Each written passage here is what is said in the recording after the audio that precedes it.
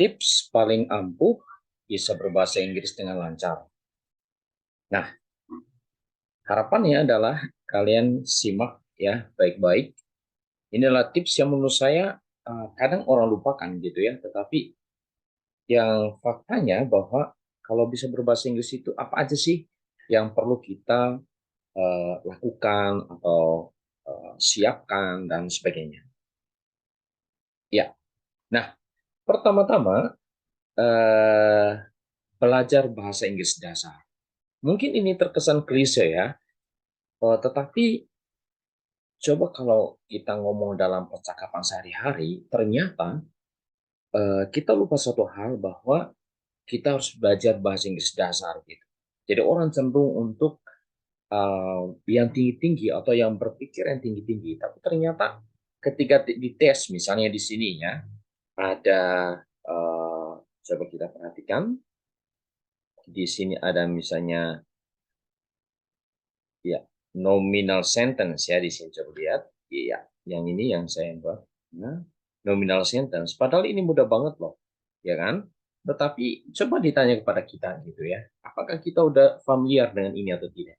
Misalnya it's over there, uh, misalnya it's yours. Ya, padahal percakapan sehari-hari adalah sekitar penggunaan nominal sentence. Oleh karena itu, hal ini benar-benar kita harus kuasai.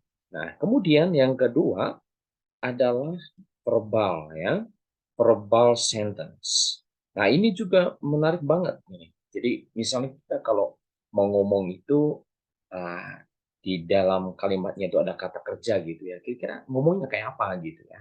Misalnya I go to school katakanlah begitu ya. Kadang-kadang bagaimana sih negatif dan interrogatifnya gitu. Kadang-kadang kita bingung gitu ya. Kalau misalnya kita ngomong tuh kayak apa sih gitu. Nah, oleh karena itu hal semacam ini perlu kita pelajari dari dasar banget gitu ya. Kemudian yang tidak kalah menarik dan pentingnya adalah word classes. Nah, mengenai word classes ini penting banget teman-teman. Karena apa? Kita ngerti nih, oh ini kata sifat, kata benda, kata kerja, dan sebagainya macamnya. Nah, nanti dalam edisi berikut-berikutnya, saya akan menguraikan dengan cara yang sangat sederhana mengenai hal ini, sehingga teman-teman nih tahu nih, membedakan ini kata kerja, kata sifat, kata benda, dan seterusnya. Nah, menurut saya, kalau kita mau ngomong itu dengan bagus tentu saja ya gitu ya, kita perlu ngerti dasar-dasar yang seperti ini.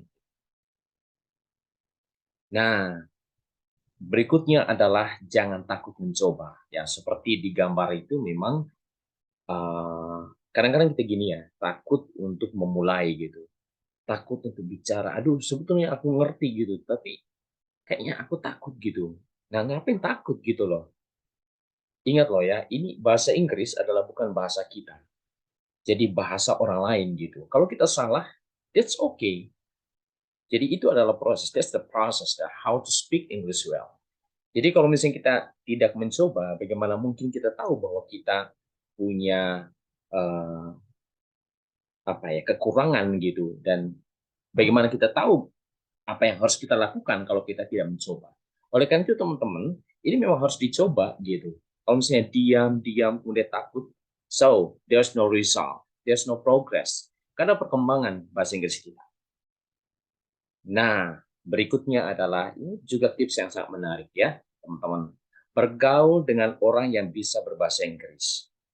Gini loh teman-teman, kalau misalnya kita pengen untuk eh, bisa dalam dunia marketing misalnya, atau dalam dunia bisnis, tentu dong kita bergaul dengan orang yang bisa bisnis, ya enggak? Nah, kemudian kalau kita pengen untuk eh, bisa memasak dengan bagus, tentu saja kita bergaul dengan orang yang bisa memasak dengan bagus gitu. Nah, hal ini juga kalau misalnya kita pengen berbahasa Inggris yang bagus atau berbahasa Inggris katakanlah gitu ya, kita bergaul dengan circle ya yang bisa berbahasa Inggris gitu. Jadi jangan misalnya kita punya impian besar yang untuk bisa berbahasa Inggris, tetapi kita nggak bergaul dengan orang yang bisa berbahasa Inggris gitu ya. Jadi perlu circle pergaulan itu yang memang betul-betul mendukung kita atau support kita agar kita bisa berbahasa Inggris. Nah, Berikutnya adalah yang tidak kalah menarik dan penting banget adalah akrabkan diri dengan sumber belajar dari mana saja, video, film, dan lain-lain, yang tentu saja dalam bahasa Inggris. Dan sekarang ini kita memiliki smartphone. 24 jam bersama dengan kita, dan tentu saja hal ini dimanfaatkan dengan bagus. Yang walaupun mungkin sedikit gitu ya, kita nonton di YouTube misalnya atau di platform yang lain, tetapi yang dalam bahasa Inggris, dan hal ini sangat membantu kita untuk melatih listening kita, kemudian cara ngomongnya bagaimana, kemudian menambah vocabulary kita, dan seterusnya gitu.